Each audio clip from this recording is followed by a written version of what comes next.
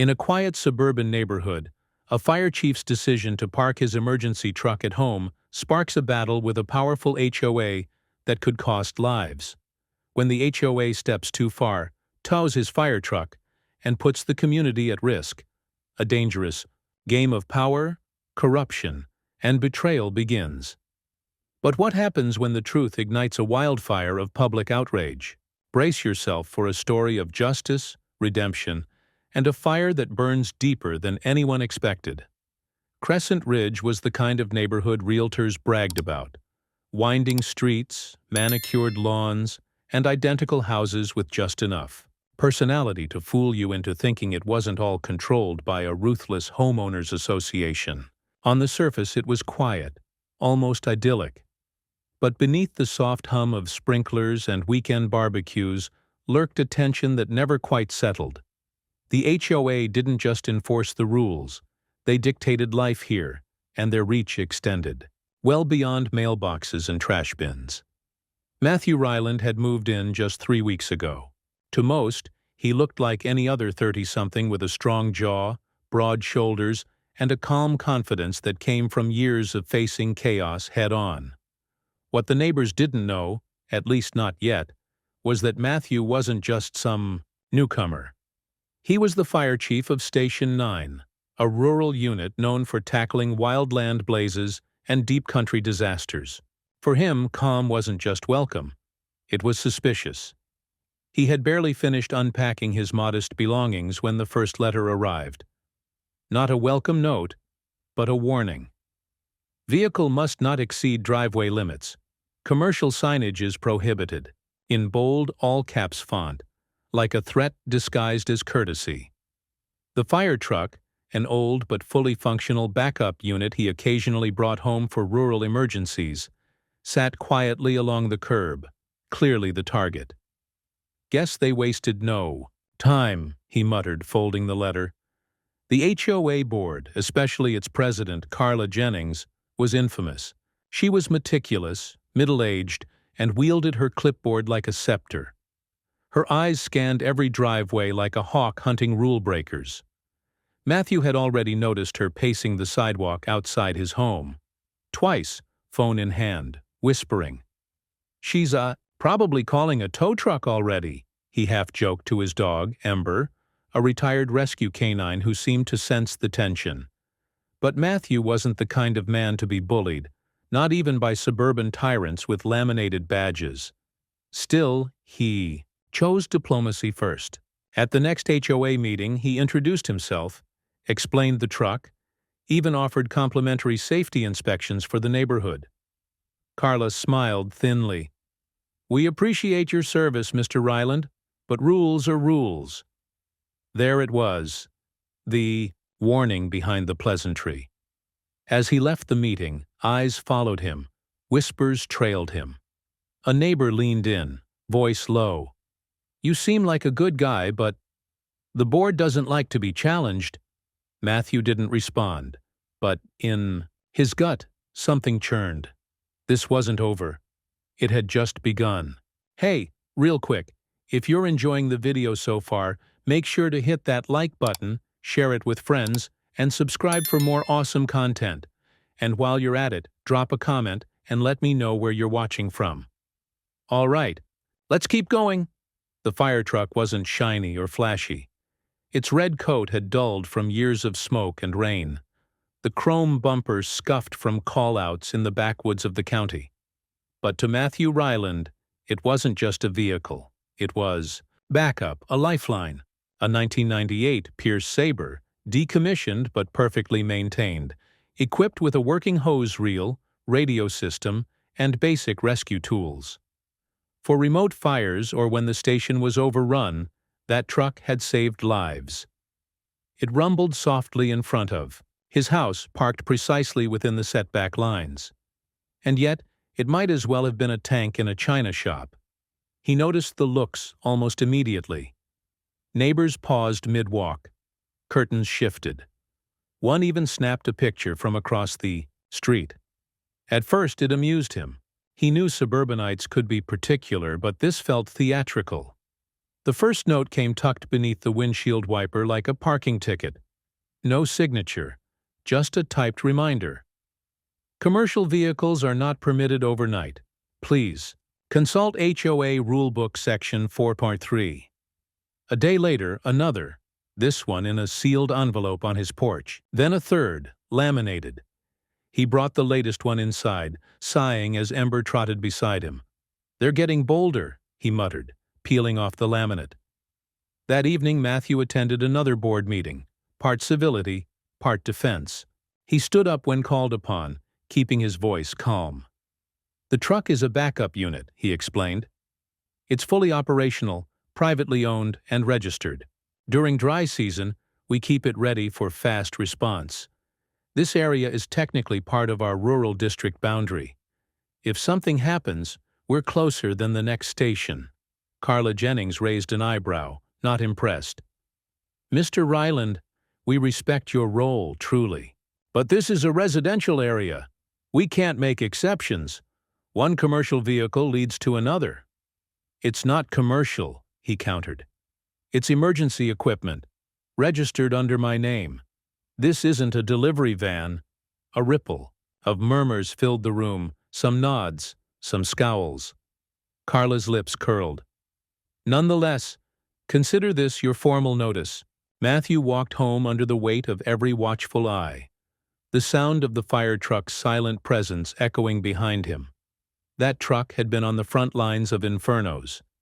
Now it stood accused of ruining someone's view. He glanced back at it, a flicker of doubt in his gut. They're not just annoyed. They're plotting something. By the end of the second week, the notes stopped being passive-aggressive. Now they were just aggressive. A thick envelope arrived by certified mail, stamped with the HOA's logo like it was a court summons. Inside, a formal violation notice. Failure to remove a non-compliant vehicle, followed by a proposed fine of $250 per day, starting in 72 hours. Attached was a poorly angled photo of the fire truck with the words "Commercial Use" circled in red ink. Matthew dropped the papers on the kitchen counter, rubbing his temples. Ember let out a low growl near the window, watching a familiar figure pace the sidewalk.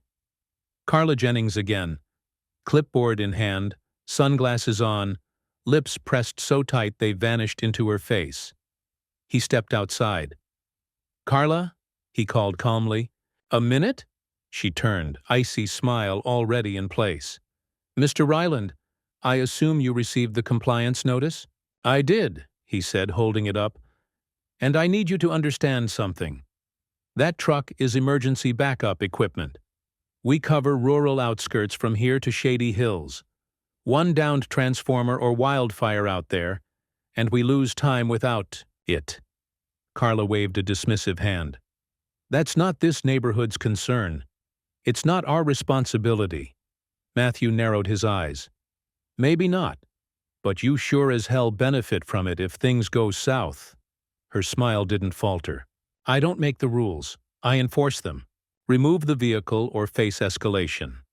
That night, he printed flyers, offered free home fire safety inspections, suggested smoke detector checks and emergency route planning, posted them on bulletin boards, slid them under doors.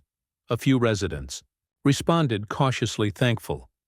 Some even invited him in, but others, the ones loyal to Carla's regime, retaliated. His mailbox was stuffed with anonymous concerns. One claimed his dog was off-leash. Another said his porch light was too bright.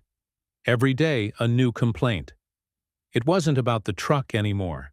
It was about control. The final meeting before escalation was held in the clubhouse. Rows of folding chairs, HOA board seated like royalty. Carla spoke first. "Mr. Ryland has repeatedly refused compliance with our guidelines. We're issuing a final warning. Remove the unauthorized vehicle within 48 hours, or we will act accordingly." Matthew stood, slow and measured. "You're playing a dangerous game. You don't tow a fire truck like it's a junked-out sedan. Someone could get hurt." Carla leaned forward. "Then you'd best hope no one does. Gasps rippled through the crowd. Matthew stared at her, reading between every line. That wasn't a warning, it was a promise. The morning air was thick with dew and silence. Birds chirped lazily, unaware that something was very, very wrong. Matthew opened the front door, coffee in hand, and froze mid-step. The driveway was empty. His fire truck, his backup engine, fully prepped and mission-ready, was gone. He blinked once, then twice. Setting. The mug down so hard on the porch rail it rattled. His mind raced. It wasn't impounded for expired tags. He kept it registered and insured.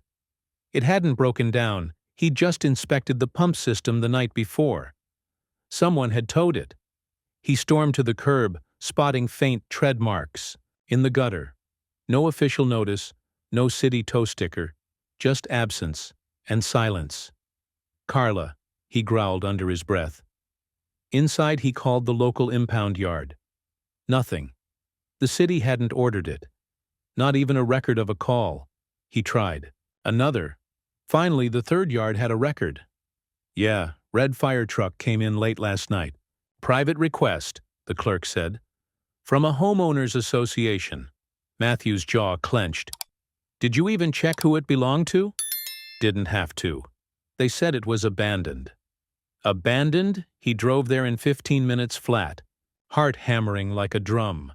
The truck was there, wedged between a graffiti-tagged school bus and a rusted sedan. The rear compartment doors were open. Tools scattered. Hose reel cut. Emergency radio missing. His personal gear bag gone. It looked violated. Inside the cab he found something even worse. His logbook was ripped apart, pages torn, evidence of tampering. This wasn't just a tow. This was sabotage. He called it in, first to dispatch, then to the police. Not as a neighbor, but as a fire chief reporting stolen emergency equipment. Back at home, he pulled up the HOA's bylaws. Rule 9.2. Emergency vehicles owned or operated by licensed responders are exempt from parking restrictions. Rule 12.7. Tampering with emergency gear is a criminal offense. Rule 14.1. Unauthorized private towing is not permitted on public access roads. Carla had broken all three. Later that afternoon, he marched into the HOA office. The receptionist went pale. "I need to speak with your president," he said, voice cold. Carla appeared moments later, her smirk more cautious now. "Is there a problem, Mr. Ryland? You towed emergency equipment without clearance. That's criminal interference. You removed gear. That's theft." She blinked, caught off guard. "The board authorized—" "You don't have the authority," he cut in. "You violated your own charter, and now you've compromised public safety." Her mask slipped just enough to reveal the flicker of panic beneath. He turned without another word, already dialing the county fire marshal. They thought they could break him by removing the truck. But they had no idea what they had just set in motion. It started with a sky-splitting crack and a flash that lit the cul-de-sac like daylight. Lightning struck just past midnight, ripping through the sky and slamming into the roof of the Winslow residence, a two-story colonial at the edge of the development. Within minutes, smoke curled from the eaves, glowing red beneath the rain-slicked night. Matthew bolted, upright in bed. The scent hit him first, acrid and unmistakable. Fire. By the time he reached his porch, the flames were already licking the second-story windows. Ember barked furiously, and Matthew's heart dropped. The Winslows had a daughter, 10, maybe 11. He grabbed his radio instinctively. Dead. His backup truck, his gear, was still sitting in that impound lot. All he had now were his instincts and his badge. He called dispatch. "House fire. Winslow residence, Pine Meadow Court. I'm on foot. Nearest station?" "Station 3's tied up at a collision. Station 5 is rolling. ETA 25 minutes. Too long. Way too long." He sprinted toward the fire, bare-chested in his sweatpants and boots. Neighbors were already spilling out into the street in robes and slippers, phones clutched, eyes wide with horror. Someone screamed, "They're still inside!" Without gear, without oxygen, without backup, Matthew did what instinct demanded. He barreled through the front door, smoke rushing out like a wave. Heat clawed at his face. He dropped to the floor, crawling low, calling out through the roar.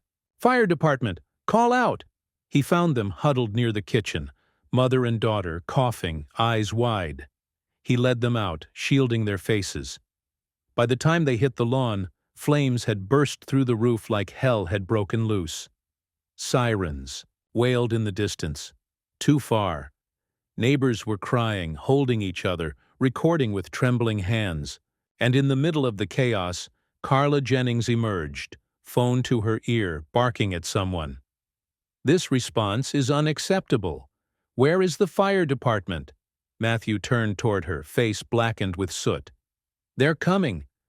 But if my truck had been here, this wouldn't have spread." Someone nearby caught that on video. It didn't take long for it to hit the local news. The footage showed Carla pointing at the blaze, yelling, "Where are the fire trucks?" Right before the camera pans to Matthew, soot-streaked, eyes blazing, saying coldly, "Ask your HOA. They towed mine."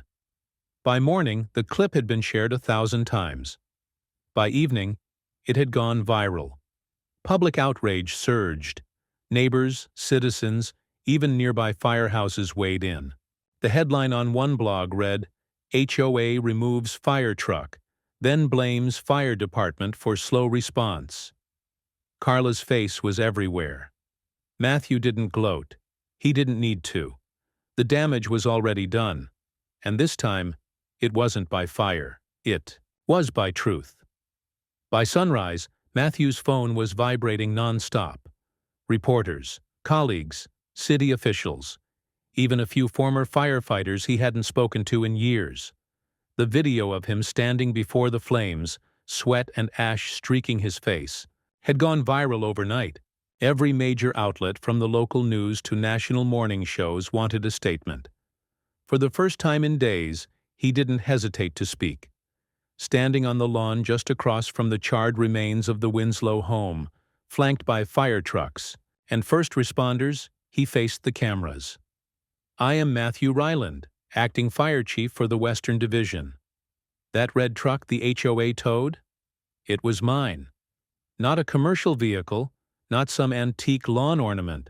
It was an active, registered emergency response unit, prepped and ready as a rural backup. It could have been here 10 minutes after the first strike. But thanks to interference from the HOA, it sat in an impound yard while this neighborhood burned." Gasps. Flashes. A mic shoved closer. "So you're saying the HOA's decision delayed response?" "I'm saying their decision put lives at risk," he replied sharply.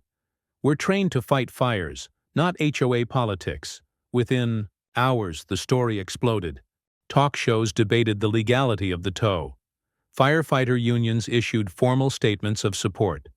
Twitter, already ablaze, rallied around hashtags like "Let Chief Park" and "HOA from Hell." Local emergency departments began quietly auditing neighborhoods to ensure similar interference wasn't happening elsewhere. The HOA office was mobbed with press and angry residents demanding answers.